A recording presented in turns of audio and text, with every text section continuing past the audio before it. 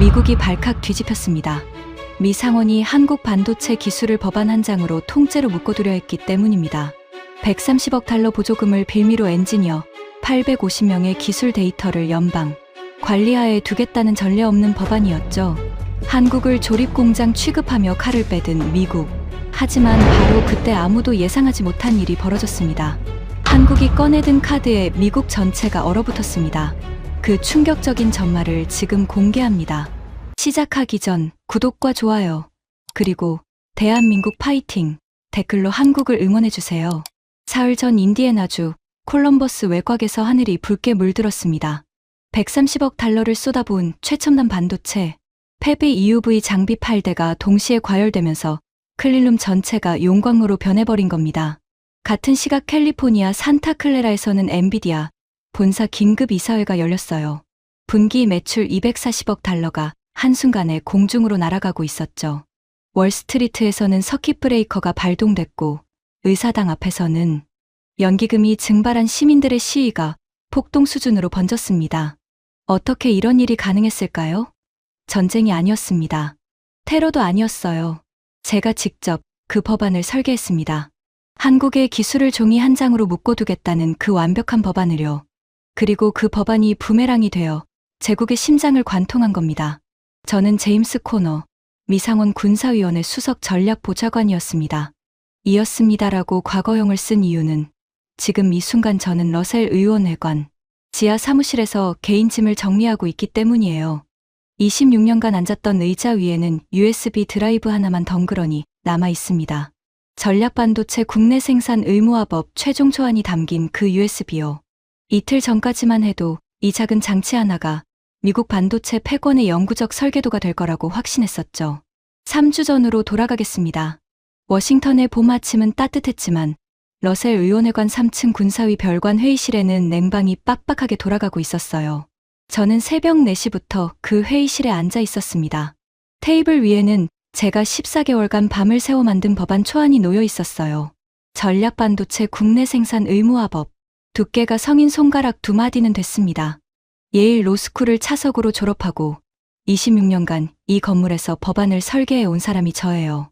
이라크 전쟁 예산안도 제 손을 거쳤고 화웨이 제재 법안의 초안도 제가 썼습니다. 워싱턴에서 법안이란 곧 무기예요. 총알 한 발 쏘지 않고도 국가의 운명을 바꿀 수 있는 종이 한 장의 힘. 저는 그 힘을 26년간 믿어왔고 단 한 번도 의심한 적이 없었습니다. 이번 법안의 핵심은 단순했어요. 미국 내의 반도체 팹을 운영하는 외국 기업은 핵심 공정 기술과 인력 관리 체계를 연방 기술안보국의 감독하에 둬야 한다. 위반 시 전액 보조금 환수 및 미국 시장 접근 차단. 겨냥한 대상은 한 곳이었습니다. 인디애나주 콜럼버스에 130억 달러를 쏟아부어 세계 최첨단 HBM 전용 팹을 건설 중인 한국 기업이었죠. HBM이 뭐냐고요? 고대역폭 메모리입니다. AI 시대의 산소라고 생각하시면 돼요. 엔비디아의 GPU가 뇌라면 HBM은 뇌에 산소를 공급하는 혈관이에요. 이 혈관을 만드는 기술을 지구상에서 한국이 98% 독점하고 있었습니다. 저는 그 98%를 법안 한 장으로 미국의 것으로 만들 생각이었어요. 오전 8시 군사위 위원장 로버트 맥클레인 상원의원이 회의실에 들어왔습니다. 텍사스 출신의 삼선 의원, 군산복 합체의 대부라 불리는 사람이었어요.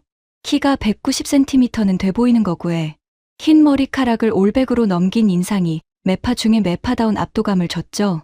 맥클레인에게 동맹이란 미국에 조공을 바치는 속국이었고 기술이란 법안으로 관리할 수 있는 자산이었습니다. 저도 본질적으로 같은 생각이었어요. 다만 맥클레인이 주먹이라면 저는 메스였죠. 맥클레인이 제 옆에 앉으며 USB를 가리켰습니다. 코너, 다 됐나? 위원장님, 빈틈없습니다. 저는 USB를 노트북에 꽂고 법안 최종안을 벽면 스크린에 띄웠어요. 142페이지, 8개 장, 47개 조항, 14개월간 국방부 법무실, 상무부 기술보안국, 법무부 국가안보과와 3번에 걸쳐 합헌성 검토까지 마친 완성품이었습니다. 맥클레인이 스크린을 훑으며 고개를 끄덕였어요. 입가에 미소가 스쳤습니다. 만족의 미소가 아니었어요. 포식자가 먹이를 발견했을 때 짓는 종류의 웃음이었죠. 14조를 다시 읽어봐. 저는 해당 조항을 클릭했습니다. 제14조 사망, 국가안보 비상상황 시 외국 기업의 기술 협력 의무 면제 및 자산 보호 특례 조항이었어요. 이건 법안 통과를 위한 안전장치였습니다. 이 조항이 없으면 동맹국 기업을 강제로 관리한다는 비판을 피할 수 없었거든요.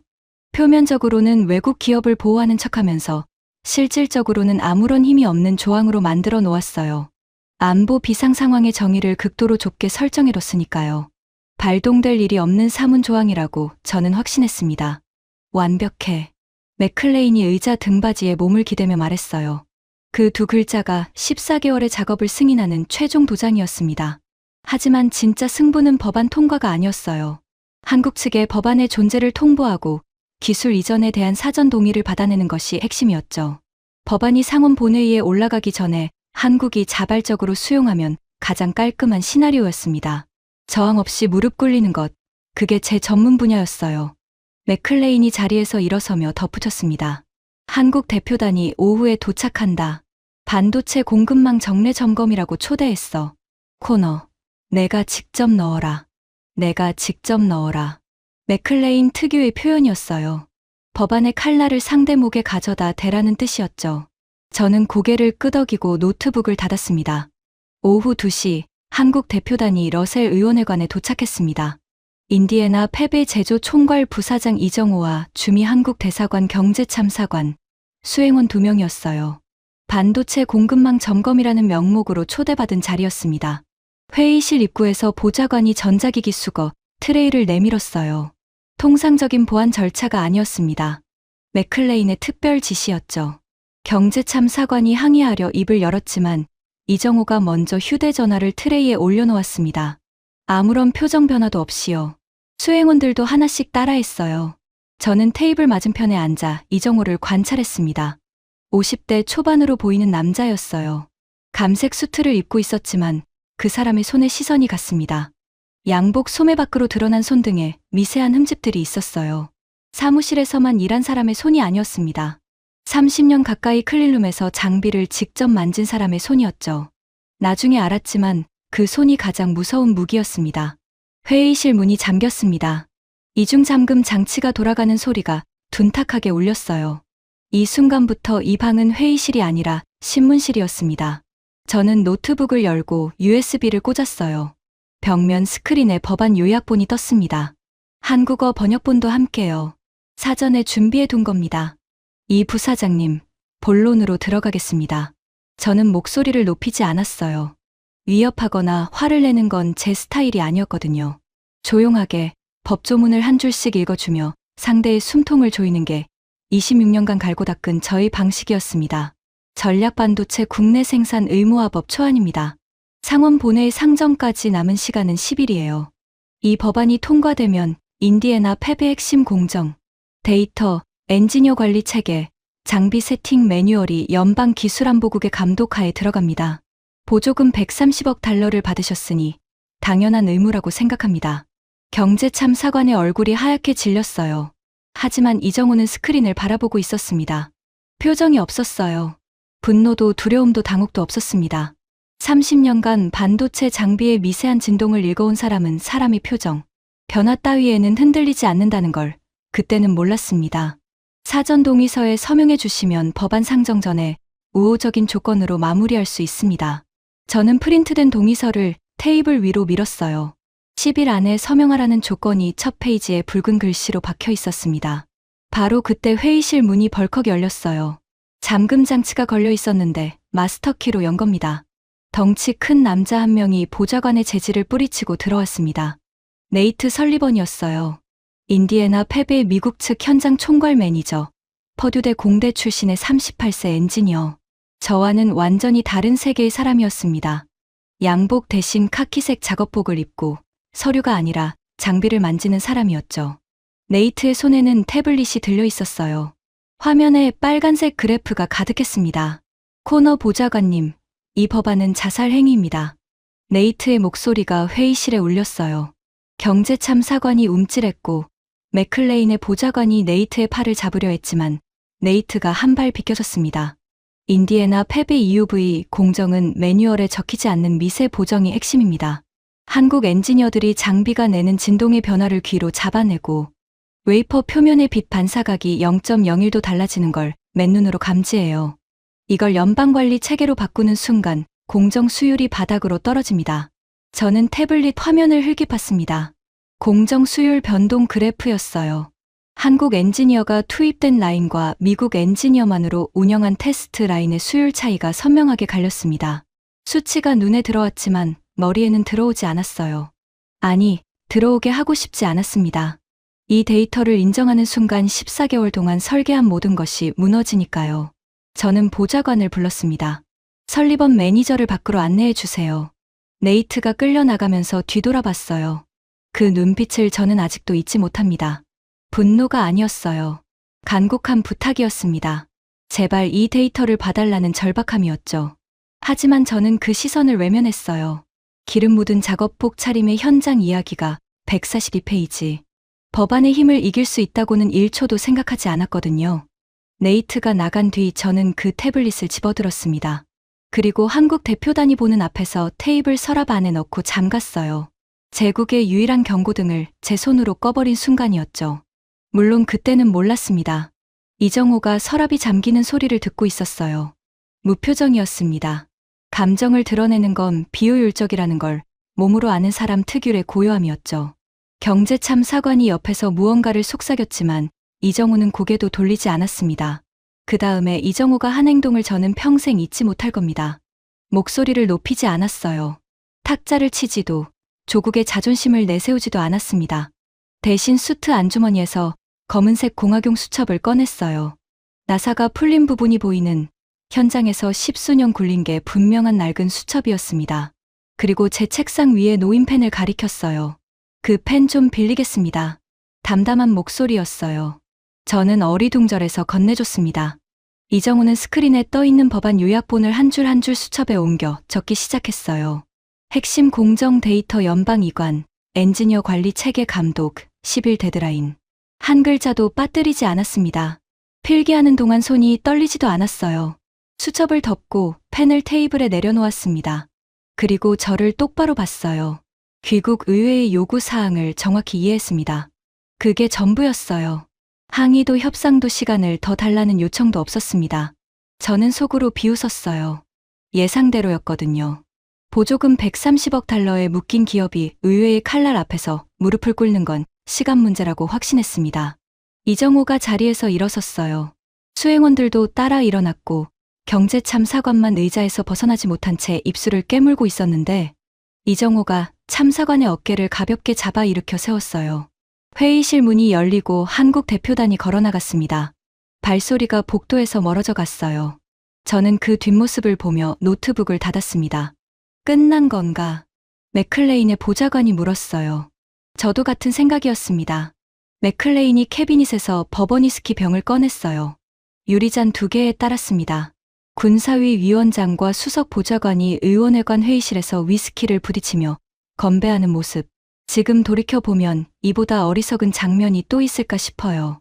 저는 그날 밤 사무실로 돌아와 USB를 책상 위에 올려놓고 의자에 깊이 앉았습니다. 완벽한 하루였다고 생각했어요. 한국은 겁에 질려 수용했고 법안은 10일 뒤 상원을 통과할 것이고 인디애나 팹의 기술은 곧 미국 연방의 것이 될 터였죠. 법안의 힘, 의회의 힘, 제국의 힘.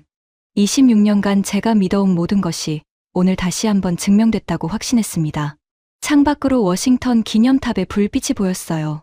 이 도시의 권력은 영원할 거라고 믿었습니다. 하지만 이정호의 그 낡은 공학용 수첩 속에서는 제가 불러준 법안, 조항들이 전혀 다른 의미로 재배열되고 있었어요. 저는 그걸 알 수 없었습니다. 법안만 보는 사람은 법안 뒤에서 돌아가는 기계의 소리를 들을 수 없으니까요. 인디애나주 콜럼버스의 새벽은 옥수수밭 특유의 흙내음과 팹에서 뿜어져 나오는 정제된 공기가 뒤섞여 독특한 냄새를 만들어냈습니다. 인디애나 팹은 밤에도 쉬지 않는 거대한 심장이었어요. 스문의 시간 나노 단위의 회로를 찍어내는 기계들이 쉴 틈 없이 돌아가고 있었죠. 저는 그 심장의 주도권을 법안으로 옮겨놓을 생각에 들떠 있었습니다. 회의 다음 날 아침, 저는 워싱턴에서 직접 지시를 내렸어요. 상무부 기술안보국 요원 12명을 인디애나로 급파한 겁니다. 명목은 보조금 집행실태 기술감사였지만 본질은 달랐어요. 한국이 30년간 축적한 HBM, 제조 공정의 모든 것, 적층 온도, 접합 압력, TSV 식각 깊이, 미세 정렬 보정값. 이 숫자들만 확보하면 한국인 없이도 팹을 돌릴 수 있다고 저는 확신했거든요. 기술이란 결국 파라미터의 조합이고 파라미터는 문서로 옮길 수 있으니까요. 그날 오전 10시 기술 감사단이 인디애나 팹 중앙 서버실 앞에 도착했습니다. 저는 워싱턴 사무실에서 화상으로 현장을 지켜보고 있었어요. 보안 게이트를 열자 경보음이 울렸습니다. 한국 엔지니어들이 복도로 나왔어요. 클린룸 방진복 차림이었습니다. 그들의 얼굴에는 당혹보다 분노가 먼저 떠올랐어요. 먼지 한 톨 허용하지 않는 성역에 감사관들의 구두 소리가 울려 퍼졌으니까요. 저는 화상 스크린 너머로 지시했습니다. 72시간 내 전 공정의 핵심 파라미터를 영문 기술 문서로 제출하십시오. 대상 범위는 HBM 적층 공정부터 최종 패키징까지 전 라인입니다. 초법적 지시라는 건 저도 알았어요. 하지만 전략반도체법 사전 이행 조치라는 명분을 달았고 맥클레인 위원장의 서명이 들어간 공식 공문이었습니다. 26년간 배운 건 바로 이거였어요. 법을 쓰는 자가 법의 경계를 정한다는 것. 그런데 이상한 일이 벌어졌습니다. 저는 당연히 한국 측의 저항을 예상했어요. 외교적 항의나 국제법 위반 주장, 최소한의 시간 끌기라도 할 거라고 봤죠. 그런데 아무 일도 일어나지 않았어요. 한국이 군말 없이 따르기 시작한 겁니다. 지시를 내린 지 2시간도 안 돼서 데이터 전송이 시작됐습니다. 화상 스크린으로 보니 한국 엔지니어들이 키보드 앞에 앉아 묵묵히 파일을 정리하고 있었어요. 항의 한마디 없이요. 네이트 설리번이 별도 채널로 연락해 온 게 바로 그때였습니다. 코너 보좌관님, 파라미터만으로는 이 장비를 제어할 수 없습니다. 네이트의 목소리가 떨리고 있었어요. 한국 엔지니어들이 적층 공정 중간에 하는 미세 보정이 있어요. TSV 식각 깊이가 0.3나노미터만 어긋나도 손으로 잡습니다. EUV 장비가 내는 초음파의 주파수 변화를 귀로 구별해요. 이런 건 문서에 적을 수 있는 성질의 것이 아닙니다.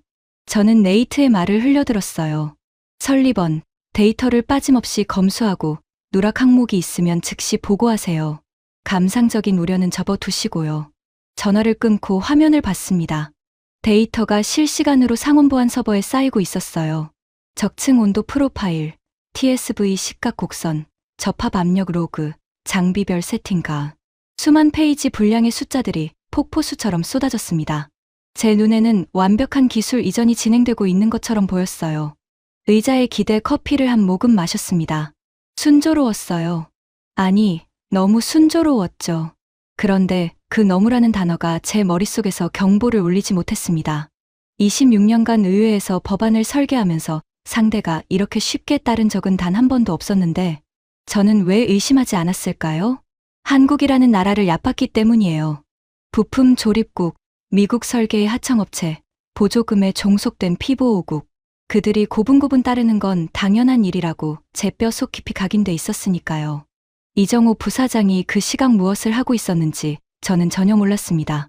나중에야 알게 된 사실이지만 이정호는 데이터 제출이 시작되기 전 현장 수석 엔지니어 전원에게 단 한 줄의 메시지를 보냈어요.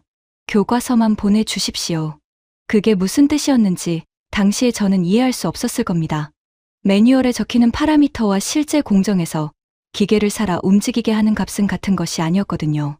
매뉴얼에는 적층 온도 350도라고 적혀 있었지만 실제 현장에서는 계절, 습도, 장비 가동 시간, 심지어 웨이퍼 로트마다 달라지는 미세한 편차를 엔지니어의 감각으로 실시간 보정하고 있었습니다.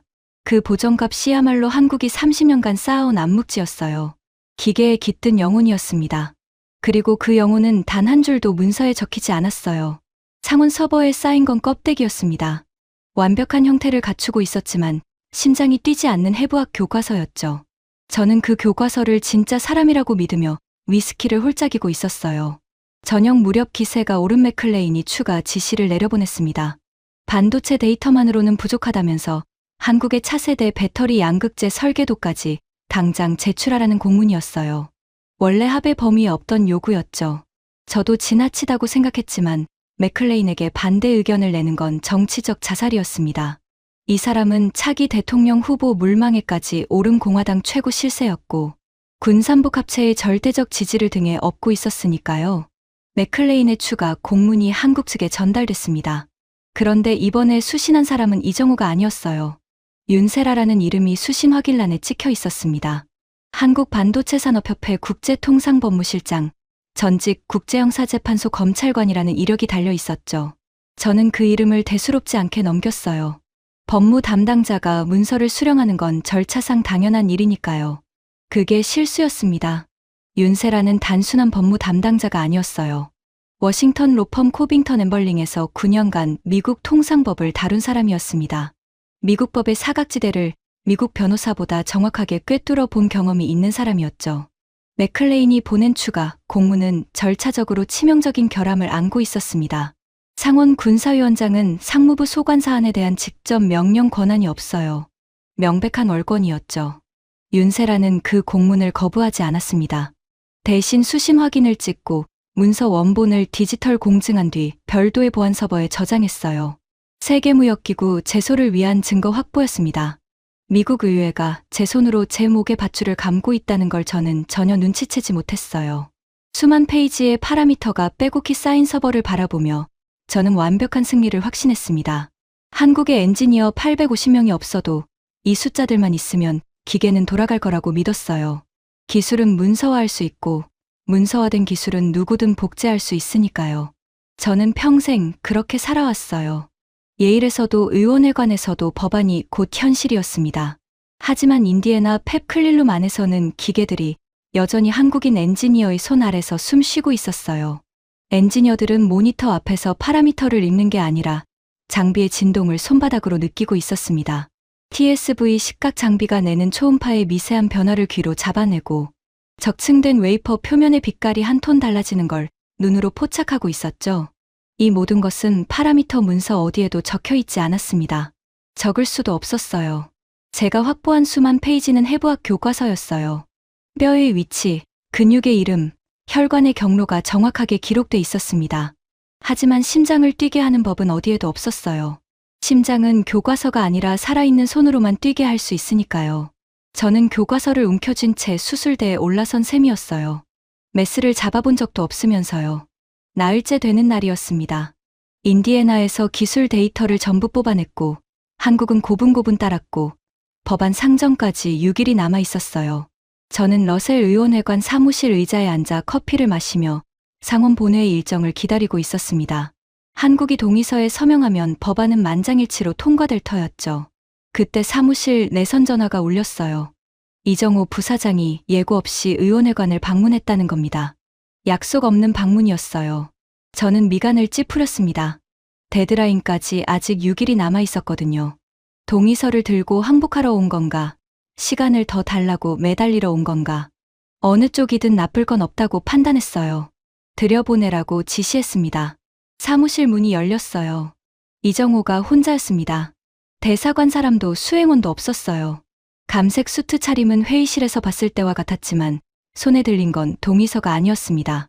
붉은 직인이 찍힌 서류 봉투 하나를 들고 있었어요. 얇았습니다. A4 서너 장 들어갈 정도의 두께였죠. 저는 속으로 비웃었어요. 항복 문서 치고는 초라하다고 생각했거든요. 이정호가 제 책상 앞까지 걸어왔습니다. 인사도 악수도 없었어요. 봉투를 책상 위에 내려놓았습니다. 던진 게 아니었어요. 정확히 제 USB 옆에 가지런히 놓았죠. 그 정밀함이 이상했습니다. 화가 난 사람이라면 던졌을 거예요. 하소연하러 온 사람이라면 떨리는 손으로 내밀었겠죠. 이 사람은 클릴룸에서 웨이퍼를 정렬하듯 정확하게 봉투를 놓았어요. 열어보시죠. 이정호가 말했습니다. 회의실에서 들었던 것과 똑같은 건조한 목소리였어요. 저는 봉투를 집어들었습니다. 붉은 지기는 한국 본사의 공식 법인 인장이었어요. 봉투를 뜯고 문서를 꺼냈습니다. A4 4장짜리 문서였어요. 첫 페이지 제목을 읽는 순간 손가락 끝이 차가워졌습니다. 미합 중국 의회의 전략반도체 강제관리 조치에 따른 핵심 인력 전원 철수 통보서. 동의서가 아니었어요. 항복 서명서도 아니었습니다. 철수 통보서였습니다. 저는 눈을 의심했어요. 2번 읽었습니다. 3번째 읽을 때 문장 하나하나가 비수처럼 꽂히기 시작했죠.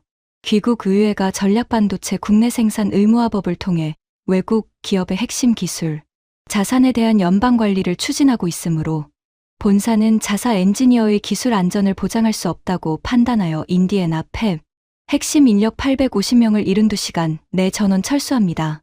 저는 이정호를 올려다봤어요. 무표정이었습니다. 회의실에서 서랍이 잠기는 소리를 듣던 그 얼굴 그대로였죠.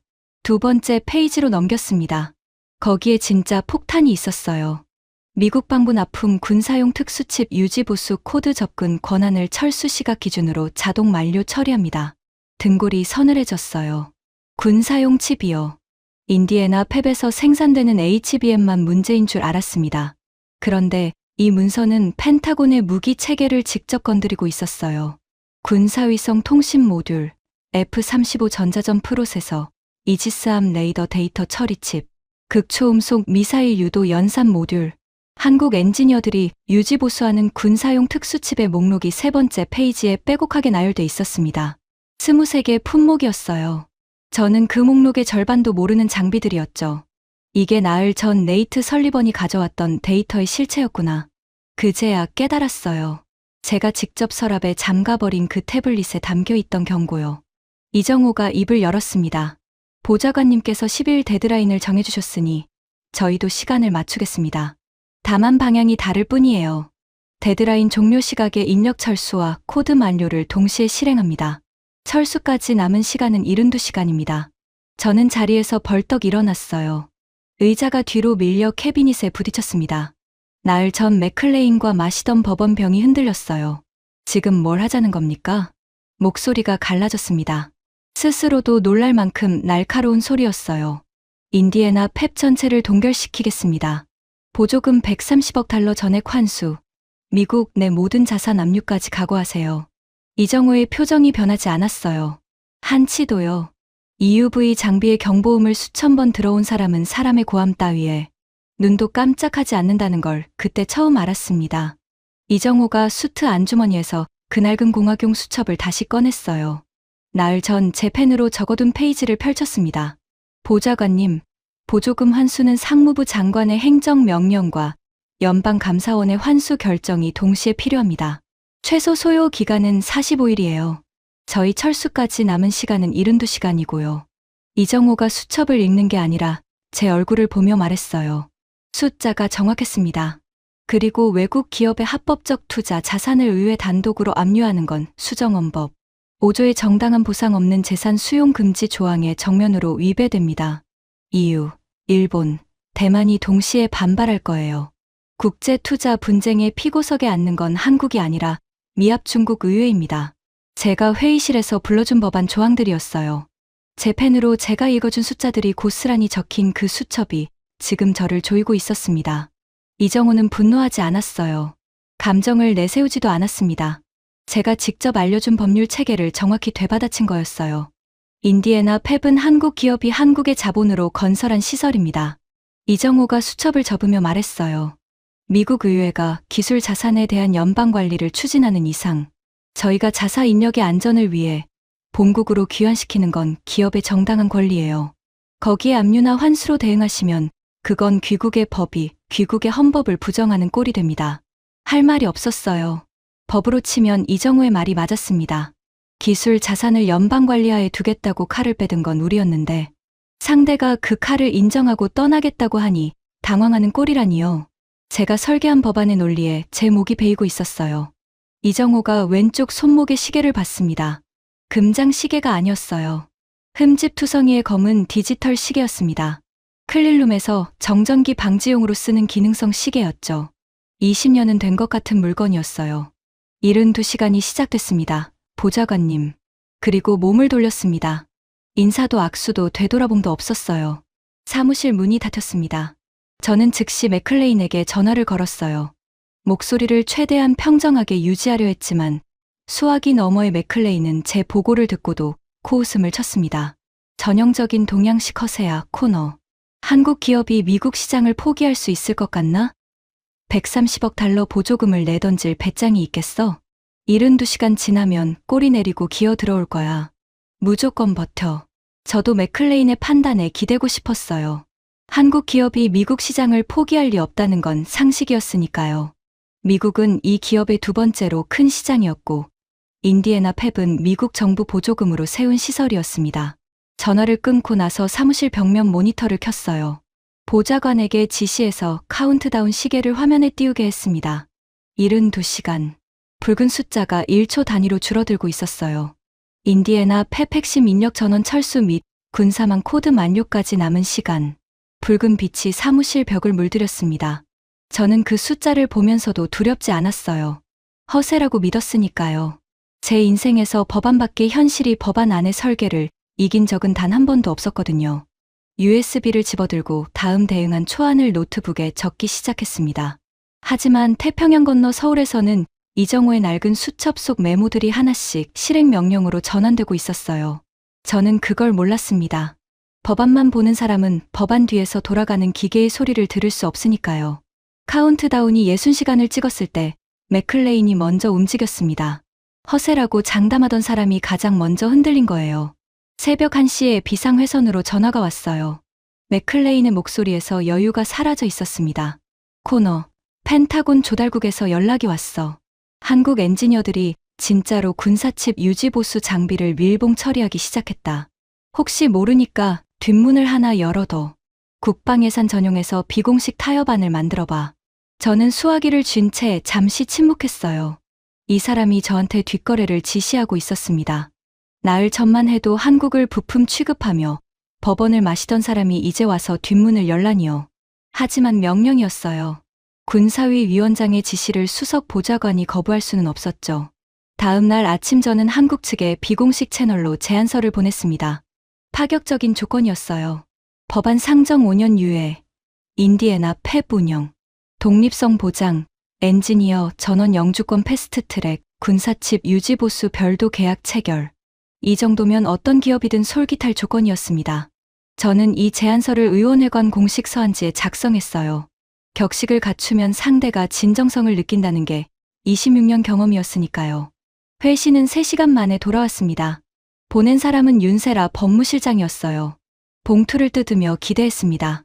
역제안이 오거나 최소한 협상 여지를 남기는 답변이 올 거라고 생각했거든요.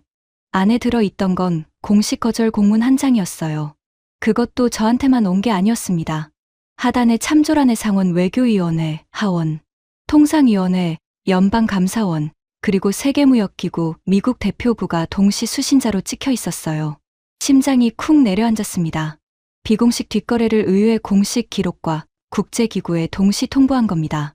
이건 거절 이상의 의미였어요. 미 상원 군사위원회가 한국 기업의 뇌물성, 특혜를 제안했다는 증거가 의회 기록과 WTO에 동시에 남은 거였습니다. 맥클레인이 이 사실을 알면 저를 살려두지 않을 거였어요. 저는 수화기를 들었다가 내려놓았습니다. 보고할 수도 보고하지 않을 수도 없는 진퇴양난이었죠. 윤세라라는 사람이 제 뒷거래를 거절한 게 아니라 제 정치 생명에 관해 못을 박은 거였어요. 맥클레인에게는 간략하게만 보고했습니다. 한국 측이 거절했습니다. 그것만 전했어요. WTO 참조건은 입에 담지 못했습니다. 맥클레인이 수화기 너머로 욕설을 퍼부었지만 저는 귀에 들어오지 않았어요. 머릿속이 하얘졌거든요. 맥클레인은 뒷거래가 실패하자 다음 수를 즉시 꺼냈습니다. 대체 기술 투입이었어요. 한국 엔지니어 없이도 팹을 가동할 수 있는 방법을 찾으라는 지시였죠. 그래서 나온 게 AI였습니다. 맥클레인의 보좌관이 실리콘밸리에 연락했어요. 캘리포니아의 AI 반도체 공정 스타트업 두 곳과 MIT 공정자동화 연구팀에 긴급 지원을 요청한 겁니다. 한국 엔지니어들이 감각으로 하는 미세 보정을 AI 알고리즘으로 대체하겠다는 구상이었어요. 이름만 들으면 그럴듯했습니다. 인공지능이 바둑에서 인간을 이기는 시대의 공정. 보정 정도야 기계학습으로 해결할 수 있지 않겠습니까? 저도 그렇게 생각했어요. 파라미터는 이미 수만 페이지 확보했고 AI가 그 데이터를 학습하면 한국 엔지니어의 손을 대신할 수 있을 거라고 확신했습니다. 24시간 만에 AI팀 14명이 인디애나 팹에 도착했어요. 노트북과 GPU 서버를 잔뜩 끌고 왔습니다. 팀장은 스탠퍼드 박사 출신으로 반도체 공정 디지털 트윈 기술을 전공한 사람이었죠. 이력만 보면 완벽했어요.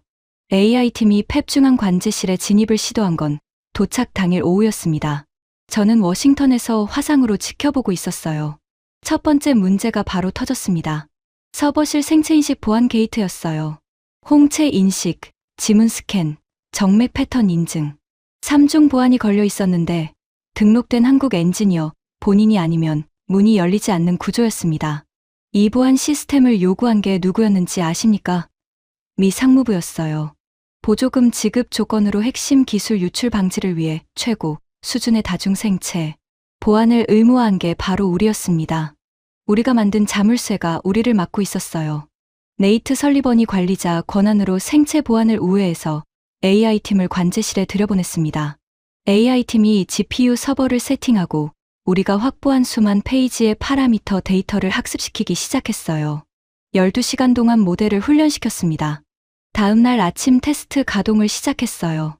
EUV 라인 한 번에 AI 자동 보정 시스템을 연결하고 웨이퍼 적층 공정을 돌렸습니다. 저는 화상 스크린 앞에 커피를 놓고 앉았어요. 긴장은 됐지만 기대도 컸습니다. 처음 2시간은 괜찮았어요. AI가 파라미터 범위 안에서 온도와 압력을 제어하고 있었고 수율 모니터에 초록색 숫자가 떠 있었습니다. 72%. 한국 엔지니어가 운영할 때의 97%에는 못 미치지만 시작치고는 나쁘지 않았어요. 3시간째부터 문제가 시작됐습니다. 외부 기온이 올라가면서 클린룸 내부 습도에 미세한 변화가 생겼어요. 매뉴얼에는 습도 변동 허용 범위가 적혀 있었고 AI도 그 범위 안에서 보정을 시도했습니다. 하지만 한국 엔지니어들은 매뉴얼의 허용 범위가 아니라 그날의 장비 상태, 웨이퍼 로트의 특성, 심지어 전날 가동 이력까지 종합해서 습도 보정값을 실시간으로 바꾸고 있었던 거예요. 파라미터 문서에는 습도 보정 범위 플러스 마이너스 0.3이라고만 적혀 있었지. 오늘은 플러스 0.17로 잡아야 한다는 판단의 근거는 어디에도 없었습니다. AI는 매뉴얼대로 했어요. 정확히 매뉴얼대로요. 하지만 매뉴얼이 현실의 전부가 아니었습니다. 4시간째, 수율이 72%에서 58%로 떨어졌어요. 5시간째, 41%로 추락했습니다. AI팀이 알고리즘을 실시간으로 수정하기 시작했지만 변수가 너무 많았어요. 하나를 잡으면 다른 하나가 틀어졌습니다. TSV 식각 깊이를 맞추면 적층 온도가 흔들리고 온도를 잡으면 접합 압력이 어긋났어요. 한국 엔지니어들은 이 모든 변수를 동시에 느끼며 손으로 잡고 있었는데 AI는 한 번에 하나의 변수밖에 처리하지 못했습니다. 6시간째 스크린에 황색 경고가 떴어요. EUV 장비 3번기 과열 경보. 네이트가 즉시 보고를 올렸습니다. 코너 보좌관님, 3번 장비 내부 온도가 올라가고 있습니다. AI 보정 시스템이 냉각 밸브 타이밍을 놓쳤어요. 한국 엔지니어들은 장비가 내는 초음파의 주파수 변화를 듣고 과열 3초 전에 밸브를 여는데 AI는 온도 센서 데이터가 임계치를 넘은 뒤에야 반응합니다. 3초 차이가 있어요. 3초. 겨우 3초였어요. 하지만 나노 단위의 세계에서 3초는 영겁이었습니다. 7시간째, 수율이 23%로 곤두박질 쳤어요. 8시간째, 12%. AI 팀장이 화상 카메라를 향해 말했습니다. 얼굴이 창백했어요. 보좌관님, 모델이 수렴하지 않습니다. 파라미터 데이터가 충분하지 않은 게 아니라 파라미터 사이의 관계를 정의하는 메타데이터가 없어요. 한국 엔지니어들이 어떤 기준으로 어떤 순서로 보정하는지 그 판단의 논리 자체가 문서에 없습니다. 저는 화면을 노려봤어요. 그럼 어떻게 하면 됩니까? 한국 엔지니어에게 직접 물어봐야 합니다. 기가 막혔어요. 한국 엔지니어를 대체하려고 AI를 데려왔는데 AI가 작동하려면 한국 엔지니어가 필요하다니요. 뱀이 제 꼬리를 물고 있었습니다. 48시간이 지났을 때 최종 결과가 나왔어요. AI 자동 보정 시스템으로 생산한 HBM 칩의 수율은 6%였습니다. 100개를 만들면 94개가 불량이라는 뜻이에요. 한국 엔지니어가 운영할 때의 97%와 비교하면 공장이 돌아가는 게 아니라 원자재를 태우고 있는 거나 마찬가지였죠. AI 팀장이 마지막 보고서를 보내왔어요. 결론은 한 문장이었습니다. 현재 확보된 파라미터 데이터만으로는 상용 수준의 공정 운영이 불가능합니다. 이 팹을 살리려면 원래의 엔지니어가 돌아와야 합니다. 저는 모니터를 꺼버렸어요. 26년간 법안으로 세상을 설계해 온 사람이 교과서만으로는 심장을 뛰게 할 수 없다는 현실 앞에서 처음으로 벽에 부딪힌 겁니다. 카운트다운이 48시간 아래로 내려간 시각, 엔비디아에서 비상 연락이 왔어요. 엔비디아 글로벌 공급망 총괄 부사장이 직접 전화한 겁니다. 목소리가 날카로웠어요. 코너 보좌관, 인디애나 팹에서 HBM 출하가 중단된 지 이틀째입니다. 지금 산타클레라 본사 데이터 센터 칩 생산 라인 3곳이 HBM 부족으로 가동을 멈춘 상태예요. 이 상태가 72시간 더 가면 이번 분기 매출 240억 달러가 허공에 날아갑니다. 240억 달러. 숫자를 듣는 순간 관자놀이가 욱신거렸어요. HBM을 다른 곳에서 조달할 수 없습니까? 대만이나 일본에서요. 보좌관님. 엔비디아 부사장의 목소리가 차가워졌어요. AI 훈련용 고대역폭 메모리를 지구상에서 상용 수준으로 양산할 수 있는 곳은 한국 2곳뿐입니다. 대만에는 HBM 양산 라인이 없고 일본은 시제품 단계예요. 대체 공급처라는 게 존재하지 않습니다. 글로벌 HBM 시장에서 한국의 점유율이 98%라는 건 상무부도 알고 있을 텐데요. 98%. 그 숫자를 저도 알고 있었어요. 법안을 설계할 때 직접 조사한 데이터였습니다. 하지만 법안을 설계할 때 98%는 한국의 약점이라고 생각했어요. 미국 시장 의존도가 높으니 우리가 압박하면 굴복할 수밖에 없다고 해석한 거였죠. 그런데 현실에서 98%는 정반대의 의미였습니다. 대체가 불가능하다는 뜻이었어요. 한국이 떠나면 지구상에 이 기술을 대신할 곳이 없다는 뜻이었죠. 전화를 끊자마자 월스트리트에서 소식이 들어왔어요. 인디애나 팹 가동 중단 소문이 퍼지면서 엔비디아 주가가 시간 외 거래에서 급락하기 시작했습니다. 거기서 그치지 않았어요. AMD, 퀄컴, 인텔, 마이크론, HBM 공급망에 연결된 모든 기업의 주가가 도미노처럼 쓰러지고 있었습니다. 군수업체도 마찬가지였어요. 로키드 마틴, 레이시온, 노스롭 그러먼. 군사칩 유지 보수 코드 만료 소식이 새나가면서 방산 섹터 전체가 패닉에 빠졌습니다.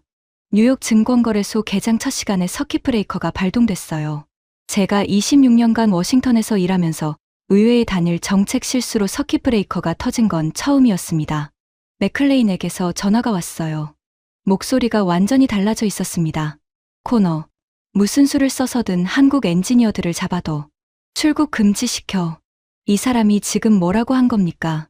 동맹국 민간인을 감금하겠다고요? 저는 속이 뒤틀렸지만 반박할 처지가 아니었어요. 카운트다운은 멈추지 않았고 48시간, 47시간, 46시간. 숫자가 줄어들 때마다 판단력도 같이 줄어들었습니다. 맥클레인의 지시에 따라 국토안보부, 이민세관단 속국의 협조 요청이 들어갔어요. 비자 재심사를 명목으로 인디애나 팹 한국 엔지니어 850명의 출국을 보류하는 행정조치였습니다. 그런데 한국은 이미 움직이고 있었어요. 맥클레인의 출국 금지 지시가 하달되기 5시간 전, 서울에서는 외교부와 산업통상자원부가 합동으로 긴급 작전을 가동한 상태였습니다. 850명 전원에게 외교관 여권이 발급됐어요. 국가 핵심 기술 수송 특사라는 직함이었습니다. 외교관 여권 소지자는 미국 이민법의 적용 대상이 아닙니다. 비자 재심사도 출국 보류도 국제법상 불가능하죠. 맥클레인의 출국 금지 명령이 현장에 도달했을 때는 이미 늦었어요. 850명 전원이 외교적 면책 특권으로 보호받는 상태였습니다. 인디애나폴리스 공항에서 벌어진 광경을 저는 사무실 보안 카메라 피드로 봤어요. 활주로에 대한항공 전세기 3대가 대기하고 있었습니다. 주기장 바로 옆에는 미군 수송기 C-17이 서 있었어요. 태극기를 다른 민항기와 성조기를 다른 군용기가 나란히 서 있는 광경이었습니다. 맥클레인의 보좌관이 공항 관제소에 이륙 저지를 요청했지만 관제소 책임자가 거부했어요.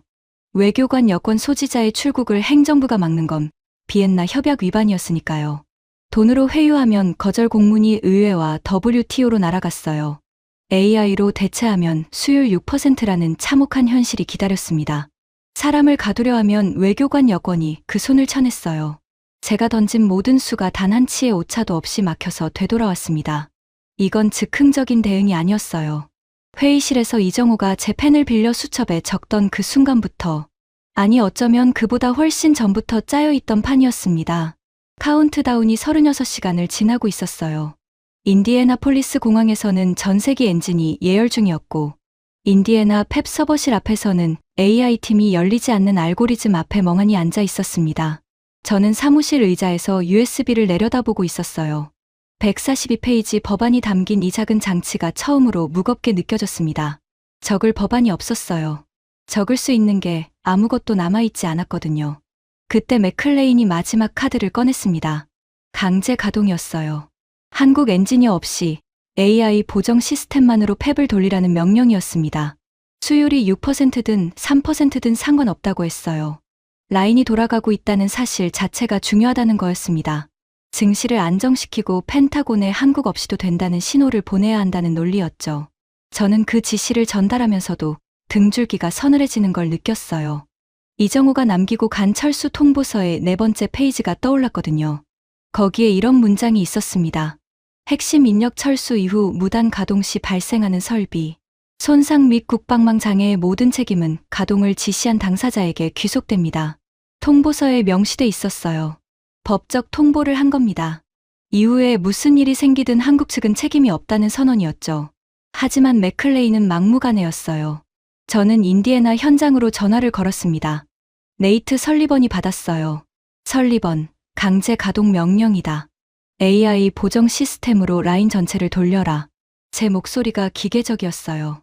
감정을 끄지 않으면 이 말을 내뱉을 수 없었거든요. 네이트의 숨소리가 수화기 너머로 거칠게 들렸습니다. 보좌관님, 지금 관제 화면을 보고 있습니다. 네이트의 목소리가 갈라졌어요. 한국 엔지니어들이 떠나면서 EUV 장비 전체를 수동 모드로 전환해 놓았어요. 자동 냉각 보정 없이 풀파워로 돌리면 장비 내부 온도가 30분 안에 임계치를 돌파합니다. 이건 가동이 아니라 자폭입니다. 명령이야, 설리번. 저는 되풀이했어요. 명령이라고요? 네이트의 목소리가 높아졌습니다. 울음에 가까웠어요. 보좌관님은 이 장비를 한 번이라도 직접 만져본 적이 있으니까. 법안 위에 적힌 숫자가 아니라 이 기계가 뿜어내는 열을 실제로 느껴본 적이 있냐고요. 네이트가 숨을 몰아쉬었어요. 오버라이드 시스템에 접속하겠습니다. 하지만 엔터키를 누르는 건 보좌관님의 명령에 의한 것이지 제 판단이 아닙니다. 이건 기록으로 남겨두겠습니다. 화상 스크린에 인디애나 팹 중앙 관제실이 떠 있었어요. 네이트가 키보드 앞에 앉았습니다. 모니터에 오버라이드 접속 화면이 나타났어요. 그리고 화면 한가운데에 붉은 경고 문구가 깜빡이고 있었습니다. 경고, 핵심 인력 부재 상태 강제 가동 시 설비 연구 손상 가능, 복구 불가. 글자가 1초 간격으로 전멸했어요. 맥클레인에게서 다시 전화가 왔습니다. 됐나? 돌아가나? 그 목소리에는 초조함만 가득했어요. 기계가 어떻게 되든 관심이 없었습니다. 증시와 자기 정치 생명만이 전부인 사람이었으니까요. 저는 대답 대신 인디애나 화면을 바라봤어요.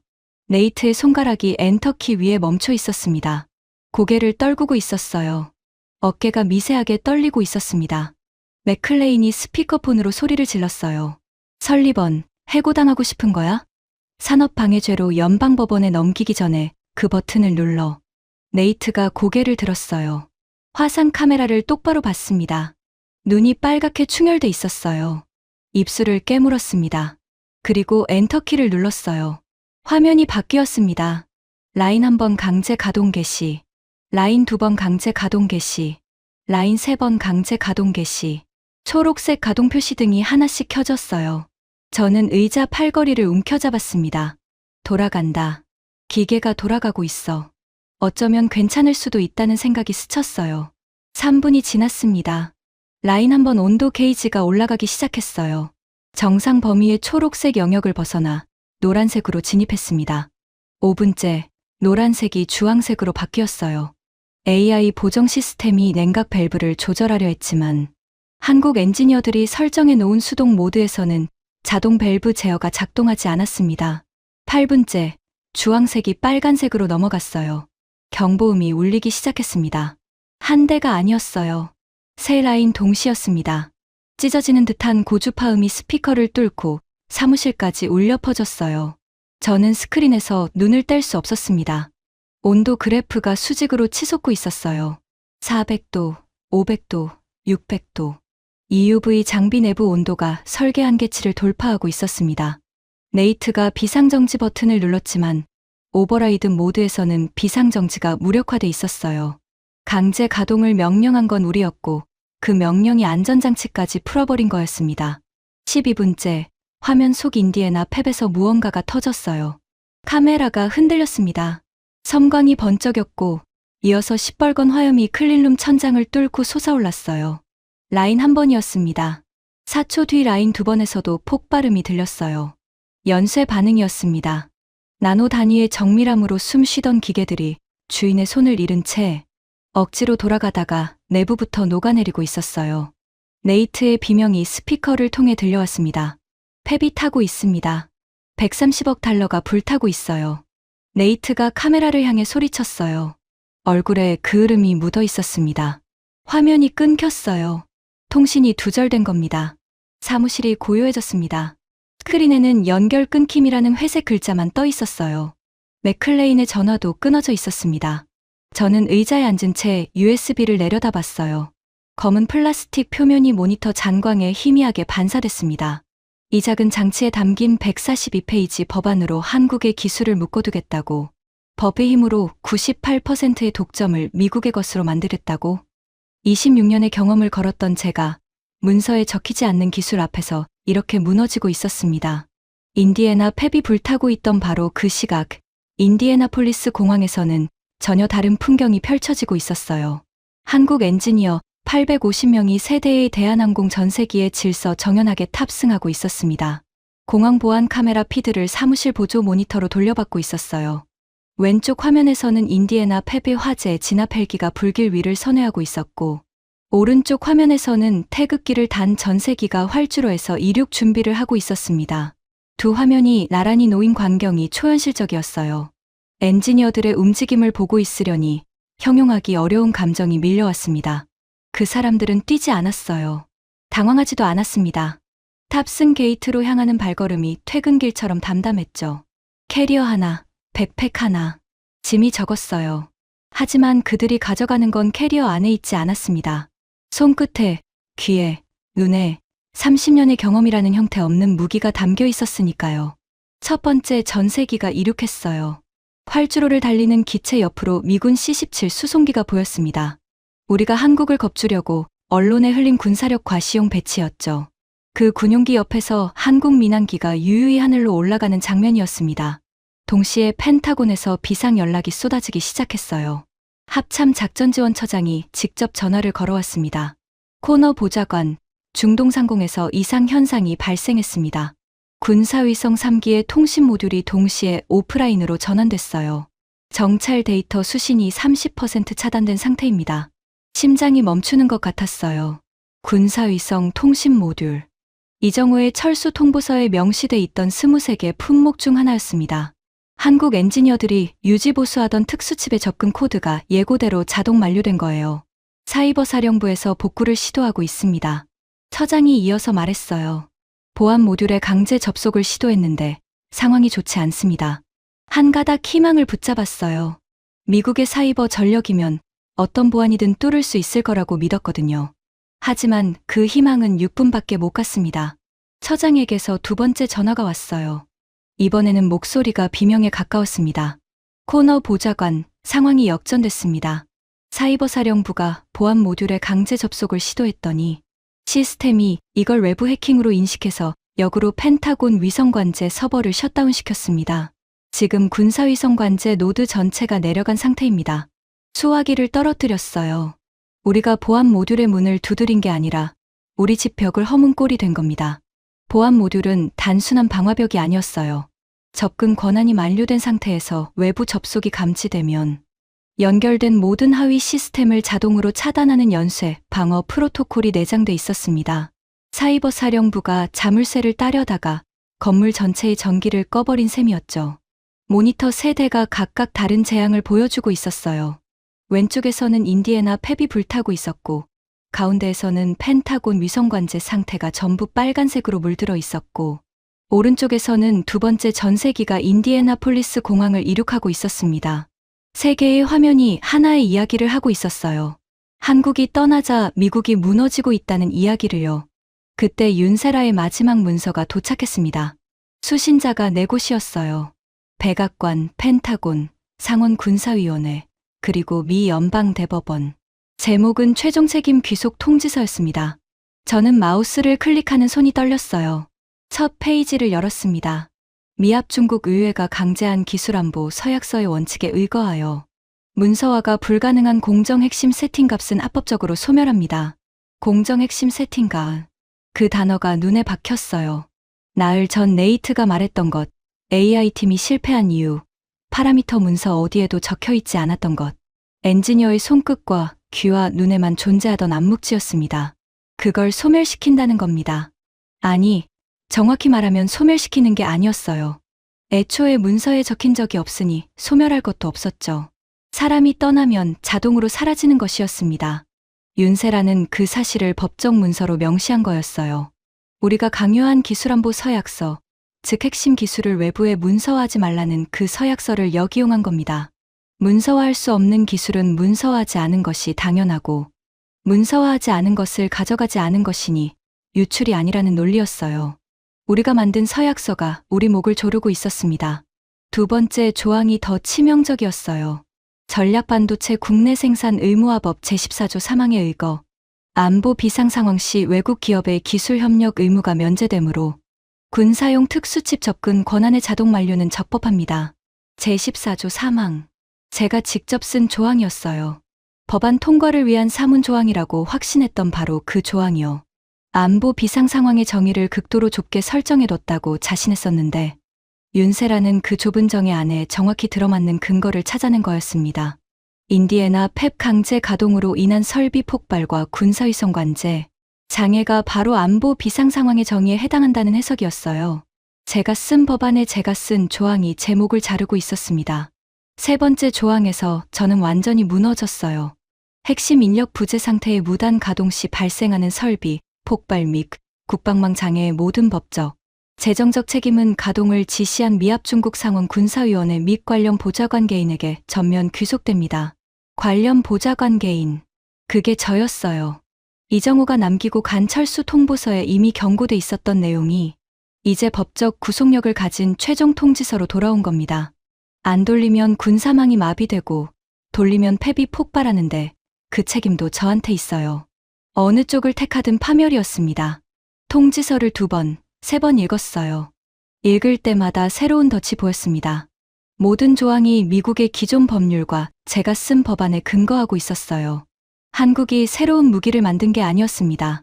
제가 만든 법을, 제가 쓴 조항을, 우리가 강요한 서약서를 재료로 써서 덫을 짠 거였어요. 법안의 힘을 믿어온 제가 법안으로 목이 잘리고 있었습니다. 인디애나 폐 폭발과 펜타곤 위성관제 마비 소식이 세상에 알려지는 데는 1시간도 걸리지 않았습니다. 새벽 4시 월스트리트 저널 데이비드 스탠턴 기자가 첫 탈을 쳤어요. 제목만으로도 핵폭탄이었습니다. 의외의 폭주, 미국 반도체 심장을 스스로 멈추다. 스탠턴은 사태의 본질을 한 문장으로 찢었어요. 한국의 배신이 아니라 워싱턴 엘리트의 기술 문맹이 130억 달러를 제로 만들었다고 규정한 겁니다.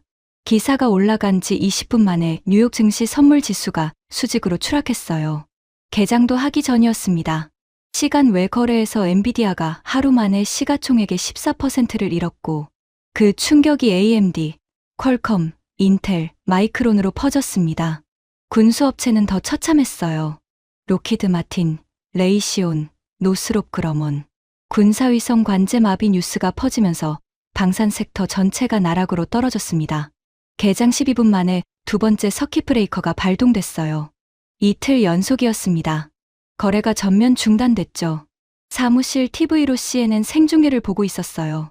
월스트리트 앞에 시위대가 몰려들고 있었습니다. 내 연기금을 돌려내라. 의회를 심판하라는 피켓이 카메라에 잡혔어요. 연기금과 퇴직연금이 하루아침에 증발한 사람들이었습니다. 이 사람들의 노후가 불타고 있었어요. 인디애나 펩과 함께요. 맥클레인은 마지막 발악을 하고 있었습니다. 저는 그 과정을 실시간으로 지켜봤어요. 맥클레인이 일본에 전화를 건 건 아침 7시쯤이었습니다. 일본 경제산업성 반도체 전략실장 나카무라에게 직접 통화를 시도한 거예요. HBM 관련 부품을 긴급으로 공급해달라는 요청이었는데 요청이라기보다 협박에 가까웠어요. 일본도 미국의 우산 아래 있다는 걸 잊지 말라는 뉘앙스였죠. 저는 옆회선으로 통화를 모니터하고 있었습니다. 나카무라의 대답은 짧았어요. 맥클레인 위원장님, 아시아 반도체 협의체는 이미 평택으로 이동 중입니다. 일본 단독으로 협조 드릴 수 있는 상황이 아닙니다. 전화가 끊겼어요. 뚜. 끊긴 회선의 신호음이 사무실에 울려 퍼졌습니다. 동맹국마저 등을 돌린 겁니다. 아니, 등을 돌린 게 아니었어요. 우리가 먼저 동맹의 의미를 파괴했으니까요. 기술을 법으로 강탈하는 의회에 우산 아래 남고 싶은 동맹이 어디 있겠습니까? 나카무라가 언급한 평택이라는 단어가 귀에 걸렸어요. 평택이면 한국 반도체의 본진이었습니다. 아시아 반도체 협의체가 평택으로 간다는 건 무슨 뜻입니까? 정보분석실에 즉시 확인을 지시했어요. 20분 뒤 올라온 보고에 등골이 서늘해졌습니다. 대만 TSMC, 일본 르네사스, 네덜란드, ASML이 평택 캠퍼스에서 긴급 합동회의를 열고 있다는 첩보였어요. 미국이 빠진 자리를 아시아와 유럽이 메우고 있었습니다. 하지만 아시아보다 더 빠르게 움직인 곳이 있었어요. 네덜란드였습니다. 그날 오후 정보분석실에서 두 번째 보고가 올라왔어요. ASML CEO 페터르 베닝크의 전용기가 암스테르담에서 직항으로 인천에 착륙했다는 내용이었습니다. ASML이 왜 급했는지 저는 뒤늦게 파악했어요. EUV 노광 장비를 만드는 건 ASML이지만 그 장비를 실제로 양산 라인에서 한계 성능까지 끌어올리는 건 한국 엔지니어들이었거든요. ASML에게 한국은 최대 고객이자 기술 파트너였습니다. 미국이 한국 엔지니어를 쫓아냈다는 소식은 ASML에게도 직격탄이었어요. 베닝크가 평택에서 뭘 했는지는 그날 저녁 뉴스를 통해 전 세계에 생중계됐습니다. 저는 사무실 스크린으로 그 장면을 봤어요. 베닝크와 이정호가 나란히 서 있었습니다. 두 사람 사이의 테이블 위에는 네덜란드어와 한국어로 된 문서가 놓여 있었어요. 베닝크가 서명했습니다. 180억 유로 규모의 차세대 하이 NA EUV 장비 한국 독점 납품 계약이었어요. 거기에 드레스덴 인근에 한국 네덜란드 합작 반도체 연구센터를 건설하는 조항까지 포함돼 있었습니다. 180억 유로. 그 숫자를 보는 순간 의자에서 미끄러질 뻔했어요. 미국이 한국을 밀어낸 지 72시간도 안 돼서 네덜란드가 180억 유로를 들고 달려온 겁니다. 베닝크의 기자회견이 이어졌어요. 평택 캠퍼스 앞에 글로벌 언론 카메라가 빼곡히 들어차 있었습니다. 미국 의회가 내보낸 세계 최고의 기술자들을 유럽이 모시게 됐습니다. 카메라 플래시가 터졌어요. 저는 그 문장을 듣는 순간 관자놀이가 욱신거렸습니다. 내보낸 거라고요? 우리는 한국 기술을 미국 것으로 만들려 한 거지 내보내려 한 게 아니었어요. 하지만 결과적으로 베닝크의 말이 맞았습니다. 묶어두려다 떠나보냈고 떠나보낸 건 내보낸 것과 같았으니까요. 베닝크가 거기서 멈추지 않았어요. 두 번째 폭탄이 터졌습니다. 같은 날 일본 경제산업성이 한국과 차세대 이나노 GAA 공정 공동개발 MOU를 체결했다는 발표였어요. 한국의 제조 기술과 일본의 소재 기술을 결합해서 미국 의존도를 줄이겠다는 선언이었습니다. 일본이요. 며칠 전 맥클레인이 우산 아래 있으니 말 들으라고 협박한 바로 그 일본이 한국과 손을 잡은 거였어요.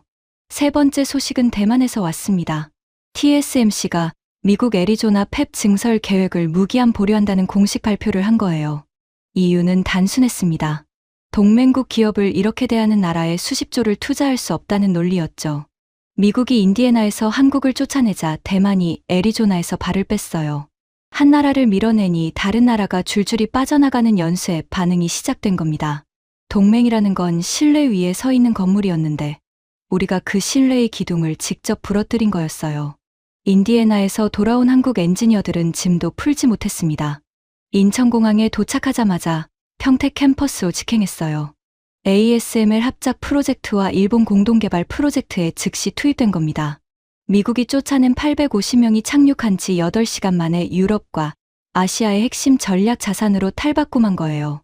미국에서는 교체 가능한 부품 취급을 받았지만 유럽과 일본에서는 180억 유로의 가치로 대접받았습니다. 그날 밤 마지막 장면이 기다리고 있었어요. 펜타곤 조달국장이 ASML 네덜란드 본사에 이메일을 보낸 겁니다. 군사용 반도체 장비 부품을 긴급 공급해달라는 요청이었어요. 이틀 전까지 세계 최강 군사력을 자랑하던 미국 국방부가 네덜란드 기업의 부품을 구걸하는 처지가 된 거였습니다. 그 이메일 사본이 정보 채널을 통해 제 모니터에도 떴어요. 읽을 수 없었습니다. 글자가 눈에 들어오지 않았거든요. 아니, 들어오게 하고 싶지 않았어요. 그리고 최종 일격이 왔습니다. 다음 날 아침 미상원에서 초당적 긴급 청문회가 열렸어요. 공식 명칭은 전략반도체 정책 실패 책임 규명 긴급 청문회였습니다. 공화당과 민주당이 손을 잡았다는 건 사태가 정파를 초월한 국가적 재앙이라는 뜻이었죠. 저는 청문회장에 참석하지 않았어요. 모든 안보 관련 권한이 정지된 상태였거든요. 사무실 TV로 생중계를 지켜봤습니다. 첫 번째 증인석에 앉은 건 맥클레인이었어요. 며칠 전만 해도 의회에서 가장 무서운 사람이었습니다. 군산복 합체의 대부, 차기 대선 후보 물망의 거물. 그 사람이 증인석 마이크 앞에 앉아 있었어요. 외교위원장이 질문을 시작했습니다. 위원장님, 인디애나 펩 강제 가동을 최종 지시한 사람이 누구입니까? 단도직입이었어요. 맥클레인이 입을 열었습니다. 저는 TV 앞에서 숨을 멈췄어요. 외교위원장님, 인디애나 펩 관련 실무 지시는 전적으로 제임스 코너 수석 보좌관이 단독으로 수행했습니다. 맥클레인의 목소리가 평온했어요. 눈 하나 깜짝하지 않았습니다.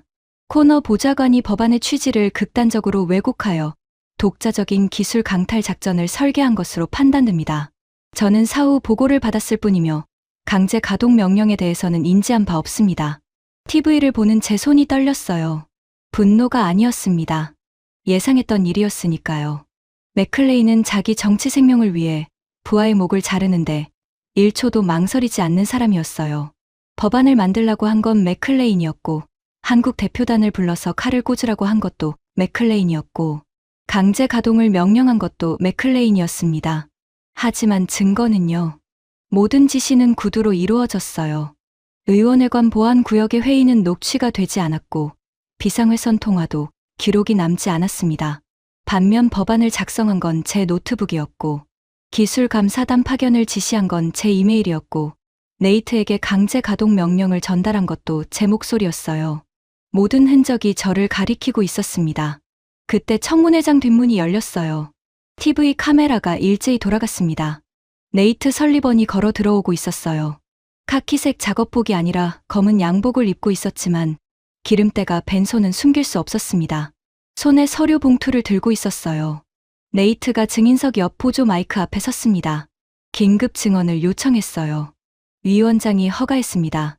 네이트가 서류 봉투를 열었어요. 위원장님, 저는 인디애나 펩 강제 가동 당시 중앙 관제실에서 현장을 총괄한 네이트 설리번입니다. 네이트의 목소리가 청문회장에 울렸어요. 마이크가 필요 없을 만큼 또렷했습니다. 강제 가동 명령이 하달되기 날 전, 저는 러셀 의원회관, 군사위 별관 회의실에서 코너 보좌관에게 기술 감사의 위험성을 경고하는 현장 데이터를 제출했습니다. 맥클레인의 얼굴이 굳었어요. TV 카메라가 맥클레인의 표정을 클로즈업했습니다. 이 데이터는 코너 보좌관에 의해 회의실 서랍에 잠겼고 한국 대표단이 보는 앞에서 무시당했습니다. 하지만 저는 엔지니어입니다. 네이트가 봉투에서 USB 드라이브를 꺼냈어요. 엔지니어는 원본 데이터를 항상 백업합니다. 여기에 당시 태블릿의 전체 백업이 있습니다. 네이트가 USB를 내려놓고 두 번째 물건을 꺼냈어요. 휴대전화였습니다. 그리고 이것은 인디애나 펩 강제 가동 당시의 통화 녹음입니다. 네이트가 스피커폰 버튼을 눌렀어요. 청문회장에 맥클레인의 목소리가 울려 퍼졌습니다. 설리번, 해고당하고 싶은 거야? 산업방해죄로 연방법원에 넘기기 전에 그 버튼을 눌러. 다음 녹음. 코너. 저딴 법적 통지서 따위 무시해. 무조건 기계를 돌려. 직권이야. 녹음이 끝났어요. 청문회장이 3초간 완벽한 정적에 휩싸였습니다. 그리고 폭발했어요. 방청석에서 고함이 터져나왔고 의원들이 일제히 자리에서 벌떡 일어났습니다. 맥클레인이 증인석에서 몸을 일으키려 했지만 다리에 힘이 빠졌는지 다시 주저앉았어요. 얼굴이 잿빛이었습니다. 군사위 수석위원이 마이크를 잡았습니다.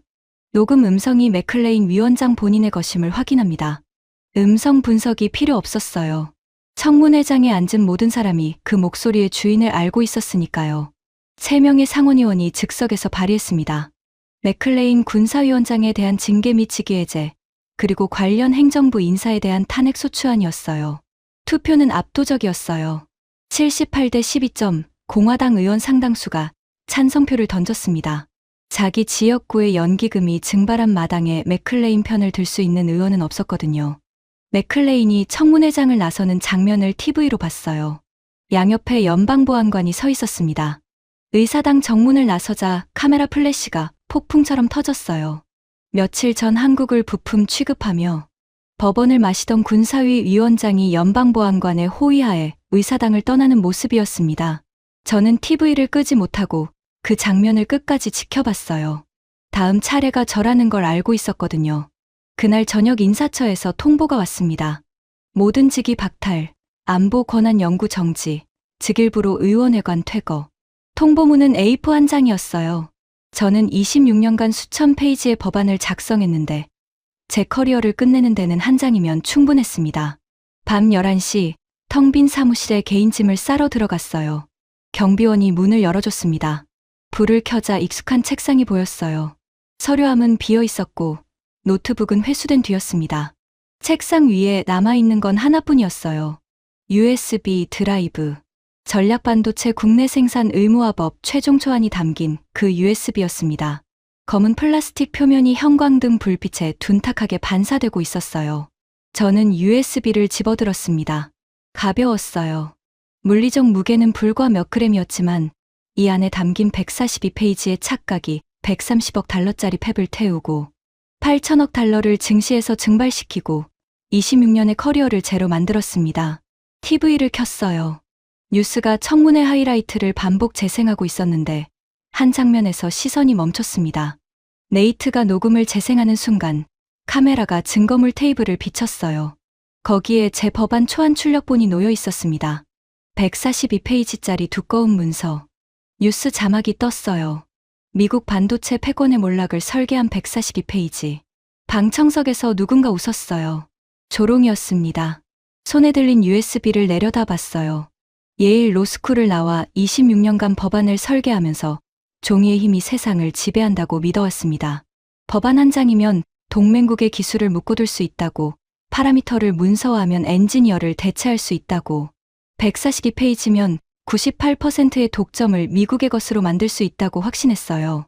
하지만 이 USB로는 불을 끄지 못했고, 위성을 살리지 못했고, 떠난 사람을 되돌리지 못했습니다. 종이에 적히지 않는 기술, 엔지니어의 손끝에만 존재하는 30년의 경험, 기계와 함께 숨쉬며 축적된 영혼. 142페이지의 법안은 그 모든 것 앞에서 무력했어요. USB를 양손으로 잡았습니다. 힘을 줬어요. 뚝 하는 소리와 함께 USB가 두 동강 났습니다. 얇은 기판이 갈라지며 메모리 칩 조각이 책상 위로 흩어졌어요. 142페이지의 법안이 잘게 부서진 실리콘 파편이 되어 형광등 불빛에 반짝였습니다. 마치 26년간 써온 모든 법안의 글씨가 한꺼번에 부서져 내리는 것 같았어요. 부러진 USB 두 조각을 텅 빈 책상 위에 내려놓았습니다. 그리고 사무실 불을 껐어요. 복도를 걸어 나오면서 생각했습니다. 우리가 알량한 패권심으로 한국의 기술자들을 부품 취급하며 법으로 묶어두려 했을 때 우리는 스스로 제국의 심장에 칼을 꽂은 겁니다. 기술은 법안에 담기지 않았어요. 파라미터로 환원되지 않았습니다. 30년의 경험이라는 영혼이 빠진 기계는 130억 달러짜리 고철 덩어리에 불과했어요. 저는 그걸 26년이 아니라 고작 72시간 만에 배웠습니다. 대가가 너무 컸을 뿐이죠. 러셀 의원회관 정문을 나섰어요. 봄바람이 얼굴을 스쳤습니다. 벚꽃이 보도블록 위에 흩어져 있었어요. 3주 전에도 벚꽃이 피어 있었죠. 그때 저는 이 길을 걸으며 법안 하나로 세계 반도체 질서를 다시 쓸 수 있다고 믿었어요. 지금 같은 길을 걸으며 주머니 속 깨진 USB 조각을 만지작거리고 있었습니다. 날카로운 파편이 손끝을 찔렀어요. 작은 통증이었지만 제가 저지른 일의 무게에 비하면 아무것도 아니었습니다. 지금까지 미국 상원이 한국 반도체를 건드렸다가 역풍을 맞은 충격적인 이야기였습니다. 대한민국 기술의 저력을 느끼셨다면 이 영상을 주변에 공유해주세요. 우리가 만든 기술이 세계를 움직입니다. 구독과 좋아요도 부탁드립니다. 지금까지 감동날다였습니다. 감사합니다.